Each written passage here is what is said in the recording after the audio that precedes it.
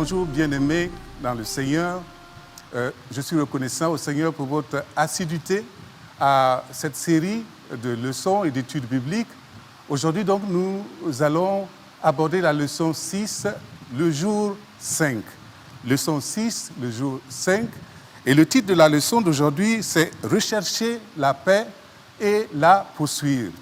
Nous allons lire dans 1 Pierre, le chapitre 3, du verset 11 jusqu'au verset 12.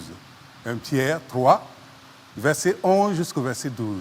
Mais permettez que nous puissions commencer la lecture dans la première partie du verset 10, où il est dit « Si quelqu'un en effet veut aimer la vie et avoir des jours heureux, verset 11, qu'il s'éloigne du mal et fasse le bien, qu'il recherche la paix et la poursuive, car les yeux du Seigneur sont sur les justes et ses oreilles sont attentives à leurs prières. Mais la face du Seigneur est contre ceux qui font le mal. » 4 questions vont nous aider à mieux comprendre et réfléchir sur l'implication de la lecture d'aujourd'hui.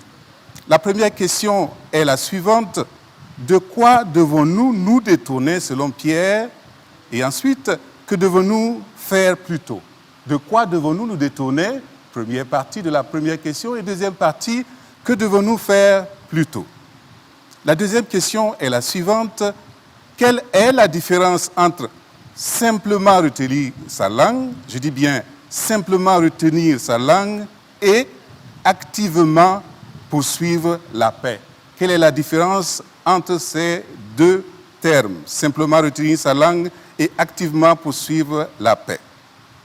La troisième question, que pourriez-vous faire pour rechercher la paix dans votre famille, dans votre communauté?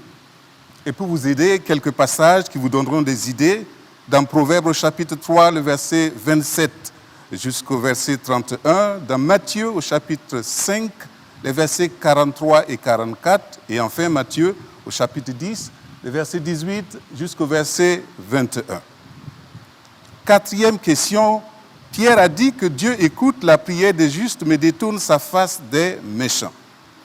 Comment cette vérité vous défie-t-elle ou vous motive-t-elle? Voici les 4 questions et après vos réponses, certainement, une vérité nous est donnée pour que nous puissions l'appliquer. Et je m'en vais vous lire cette vérité.